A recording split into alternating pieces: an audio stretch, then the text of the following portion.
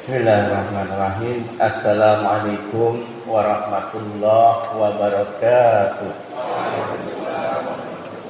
Innal hamdalillah nahmaduhu wa nasta'inuhu wa nastaghfiruh wa na'udzu billahi min shururi anfusina wa min sayyiati a'malina.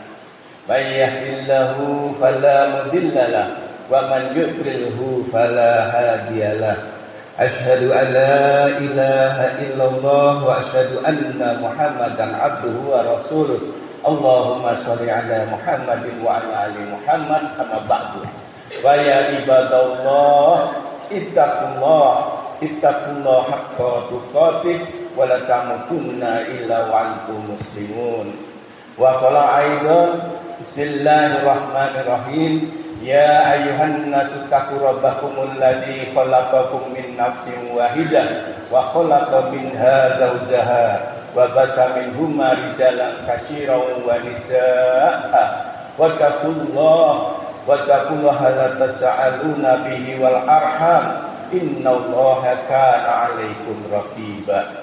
Ya ayyuhalladzina amanu taqullaha wa qulu qawlan sadida yuslih lakum a'malakum wa yaghfir lakum dzunubakum wa may yuti'illahi wa rasulahu faqad faza fawzan 'azima. Wa qala aidan walillahi 'alan nasi hijjul baiti man istata'a ilaihi sabila wa man kafara fa innallaha ghaniyyun 'anil 'alamin. Hadirin jamaah subuh yang dirahmati Allah, wabil khusus calon-calon tamu Allah yang dimuliakan. Alhamdulillah kita bersama-sama telah diberikan nikmat Allah untuk bisa menikmati istirahat di waktu malam dan dibangunkan di waktu sahur, sehingga kita bisa memenuhi panggilan Allah untuk melaksanakan ibadah-ibadah sunnahnya dan dilakukan dengan sholat-sholat fardunya, yaitu sholat subuh berjamaah. Semoga kita semuanya insya Allah bisa istiqomah hingga akhir hayat kita dengan husnul khatimah. Amin Allahumma amin. Tak lupa kita bersyukur bahwa semoga dengan syukur ini Allah menjadikan duduk kita bersama di dalam masjid ini akan meningkatkan kemuliaan kita di sisinya insya Allah di yaumul qiyamah nanti.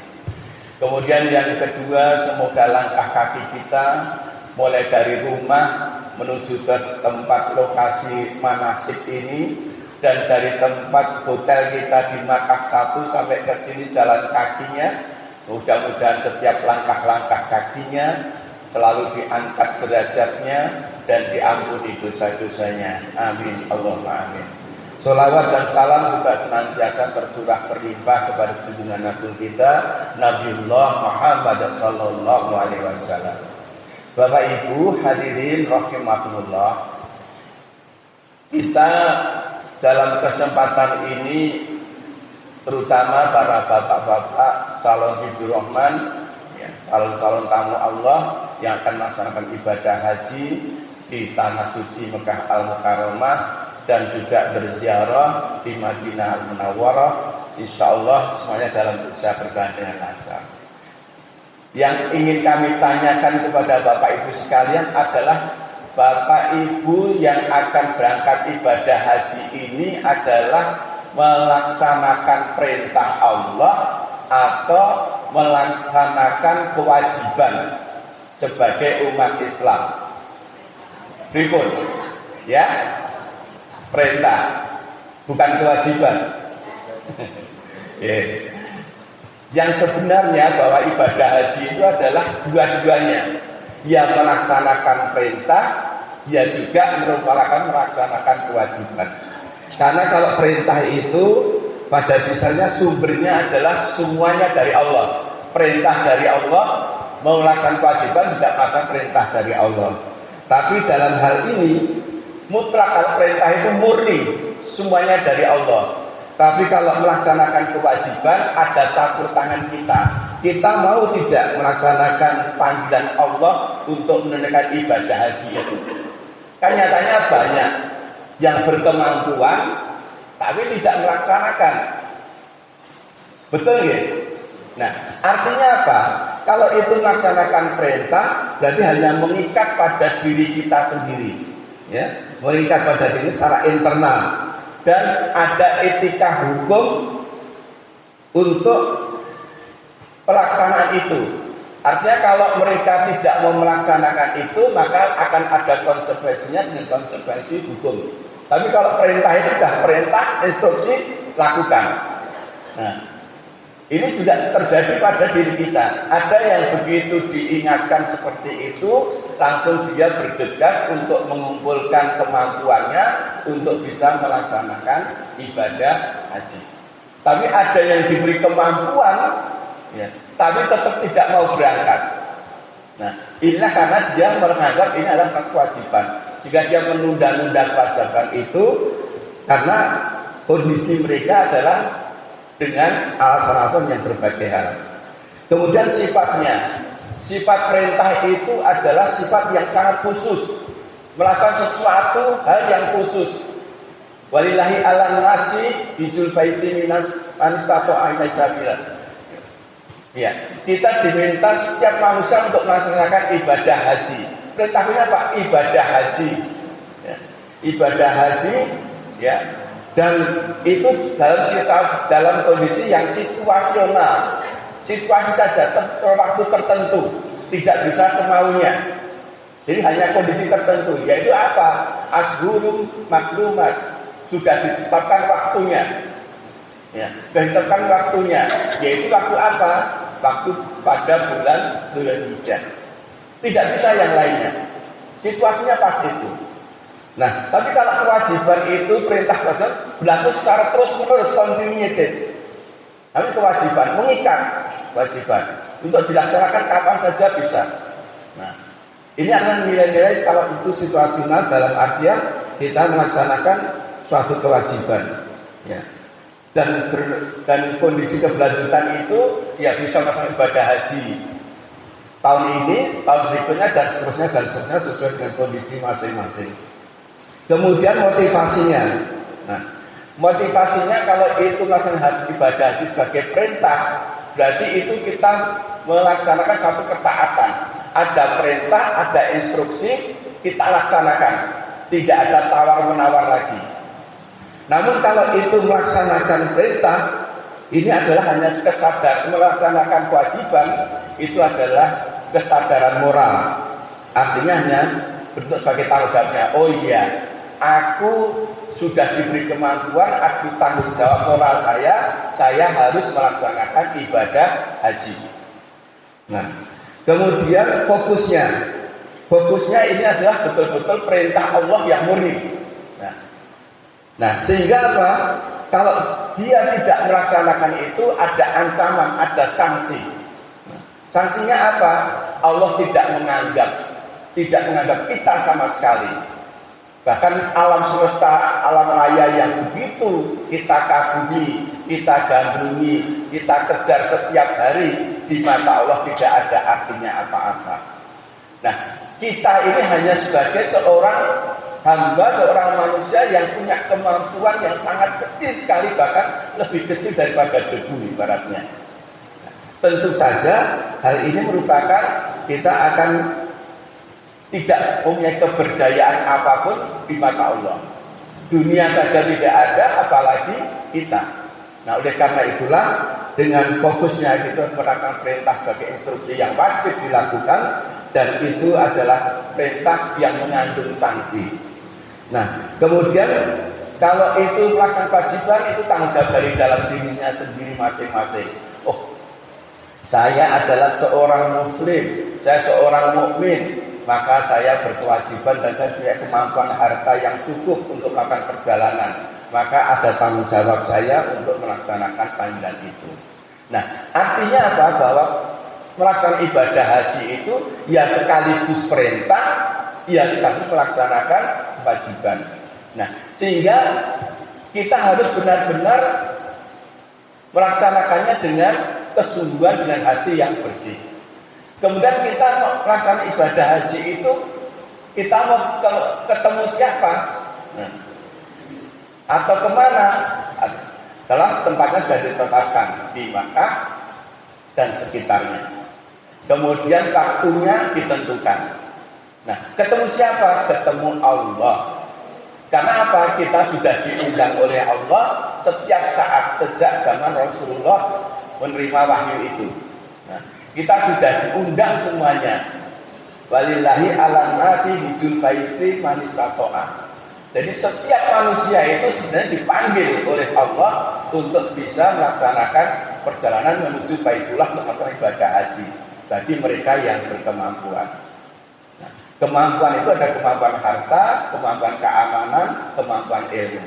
Maka Bapak Ibu, calon-calon tamu Allah sudah diberikan ilmunya, mudah-mudahan bisa berangkat ibadah haji sesuai dengan manasik yang dilakukan oleh Rasulullah SAW. Nah, kemudian untuk apa sih kita mau datang ke Mekah untuk melakukan ibadah haji? Karena kita memiliki panggilan Allah, apa motivasi kita untuk bisa datang bisa ke sana itu untuk apa? Kira-kira apa Bapak Ibu? Kita datang untuk melakukan ibadah haji juga biaya yang mahal, antri yang lama, susah payah, ya, bahkan risikonya mati. Untuk apa? Ya, Bikun Pak, untuk apa kita? Kurang jelas Bu. Oh, masalah perintah rukun Islam yang kelima.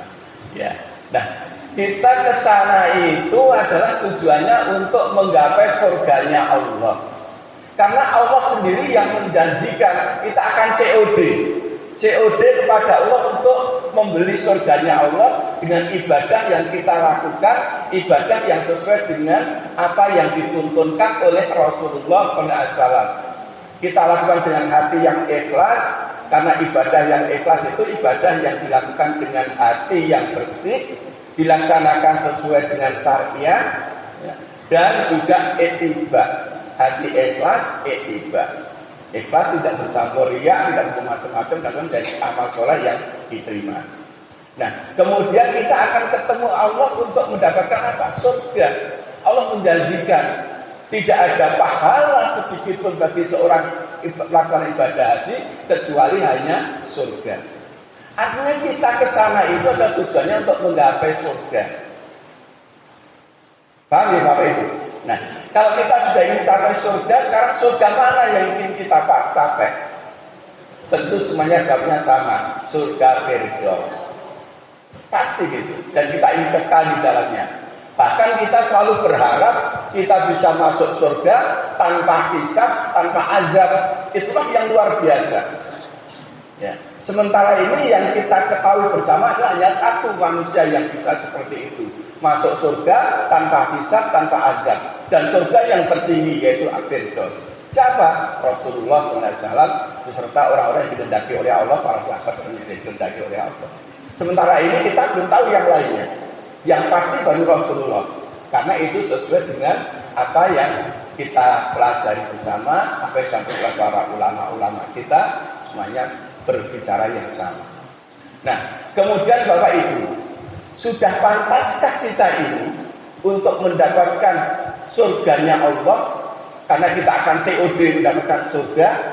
Nah, inilah yang harus kita kerjakan, kita usahakan saat ini. Penjenengan mau berangkat haji, siapkan hati penjenengan betul-betul murni. Ingin ke sana itu, ingin ketemu Allah, maka beretikalah menjadi tamu-tamu Allah yang baik. Penjenengan mau diundang di rumah seseorang teman Anda, itu saja dengan sudah menggunakan pakaian yang bagus, kemudian berpenampilan yang bagus, bertutur kata yang bagus, berbicara yang bagus, dan seterusnya. Semuanya diperbagus. Itu baru teman satu level. Kalau teman lebih di atas lagi, pimpinan kita lebih di atas lagi, tentu kita akan lebih hebat lagi. Sekarang yang mengundang kita dan akan memberi hadiah kita, yaitu surga itu, adalah Allah yang maha besar, Allah yang maha kaya. Apa yang mesti kita lakukan? Etika itu pasti lebih dari segalanya.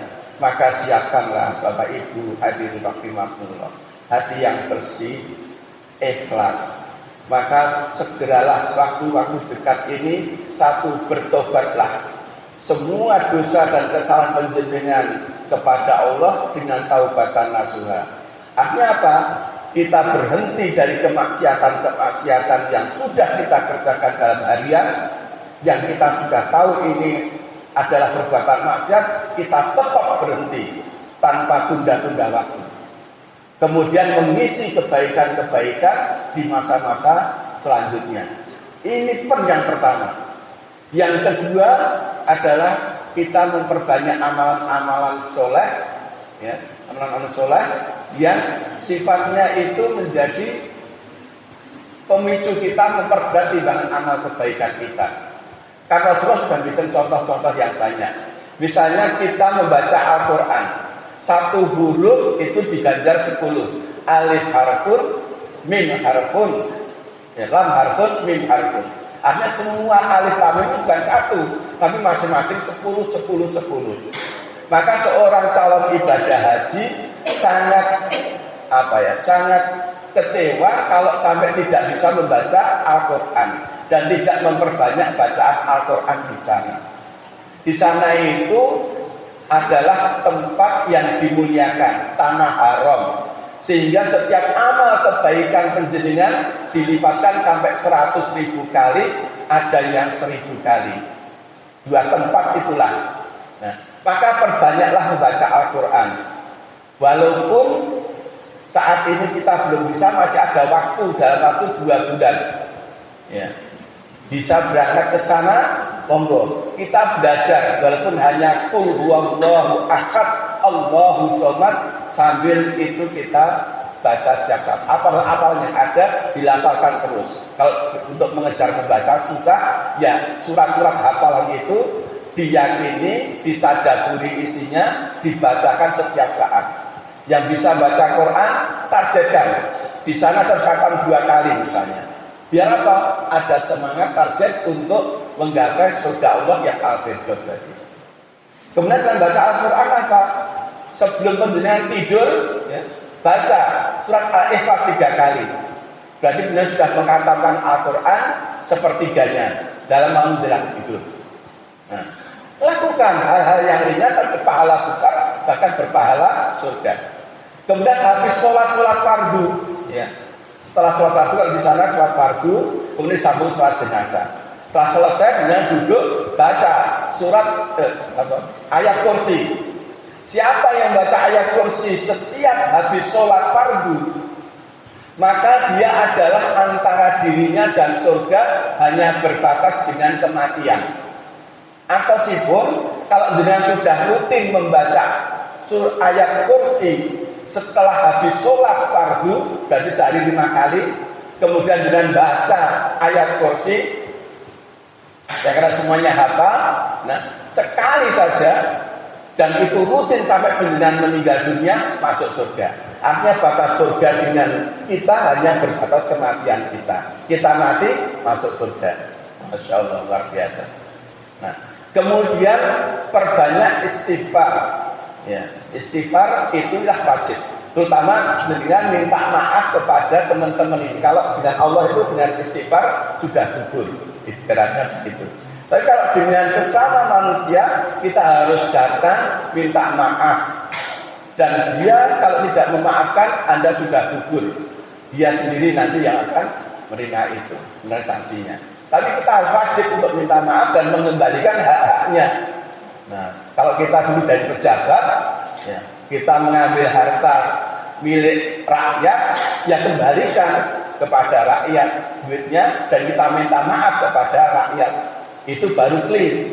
Nah, jadi kalau tidak mau itu, ya sudah, dunia tidak ada artinya di hadapan Allah dan kita pasti akan mengazabnya sebesar apapun kita akan mengazabnya. Nah, padahal kita harapannya masuk surga tanpa hisab, tanpa azab.